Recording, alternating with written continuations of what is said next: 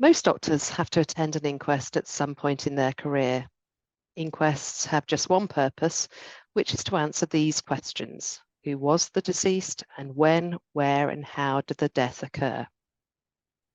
Inquests, by their nature, cannot decide criminal or civil liability, but can scrutinise the clinical care of the deceased. And there can be consequences for doctors who are criticised in the coroner's court conclusion at the end of the inquest. We'll offer a few general pointers in this video, but if you're worried about a case or you're asked to attend an inquest, please contact us for advice and support, even if you're being supported by the legal team where you work. If you're asked to attend an inquest, it is likely that you will already have written a report for the coroner. The inquest is an opportunity for the coroner, the family, and sometimes others to ask questions of you as a witness.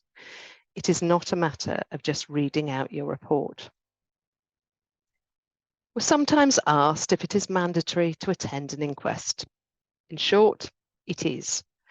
If you're summoned, it would be a criminal offence not to attend, and the GMC expect doctors to cooperate with the coroner. We're also often asked about legal representation for inquests.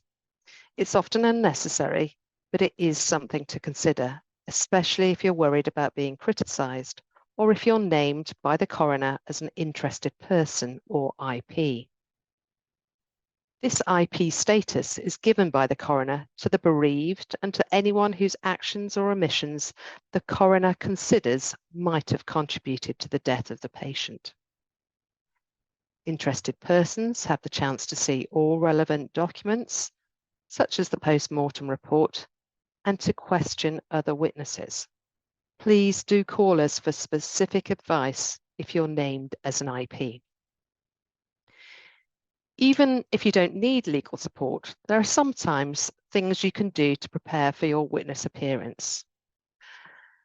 Refamiliarise yourself with the case, particularly if you wrote your report some time ago, and look carefully through the relevant records. Print out copies to take with you, keeping them safe and confidential, of course. If you have reviewed the case as a significant event, for example, in your GP practice, have a look through the notes of any meetings and be ready to respond to questions about any changes that have been made since the case happened.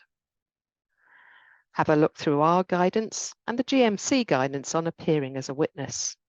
And don't forget to call us if you have any concerns. If you have time, it could also be useful to attend an inquest to see how the process works in advance and see what to do and what not to do as a witness. When you attend the coroner's court, turn up in plenty of time to go through security and dress smartly as you would for any other court appearance. You may find that the coroner is sitting alone, but sometimes there's a jury if, for example, a patient died in state detention. This would be the case if they died in prison, for example, or if they were detained under the Mental Health Act.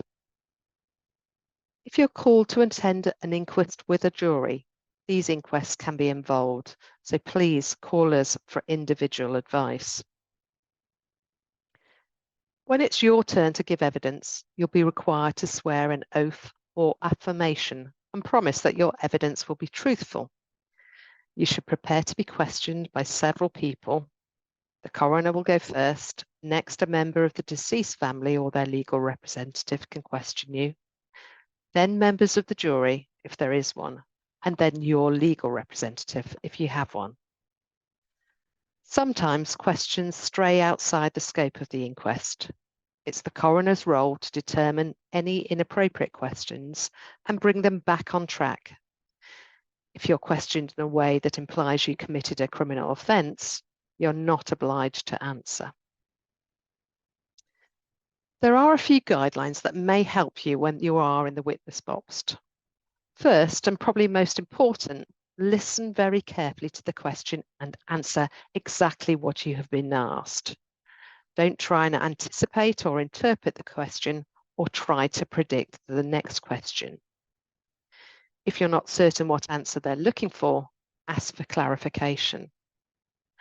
Answer as clearly and succinctly as you can. Everything you say must, of course, be honest. If you don't know the answer, say so and ask to refer to the records if you need to. This is not a memory test. Try to keep your answers short. The questioner can always ask for more detail if they need it. The inquest is an opportunity to provide the deceased family with a clear, factual account of the care and treatment their relative received. Please avoid using medical jargon as far as possible. You should remain composed and professional, even if you're asked the same question several times over. At the end of the inquest, the coroner delivers their determination, which used to be known as the verdict. This is a statement of how the patient died. You'll be familiar with natural causes or misadventure, but increasingly, coroners deliver a narrative determination, summarising the circumstances that led up to the death of the patient. Under the coroner's rules, the coroner may be required to write to an individual or an organisation to ask them to take action to prevent similar deaths from occurring, such as where systems failures in a hospital resulted in a patient's death. A doctor who is criticised by a coroner is obliged to let the GMC know. As with any other concerns you might have about an inquest, please call us to get advice on this when you need it. We'll include more links to our advice on writing reports, the inquest process, and appearing as a witness. I hope this has been helpful.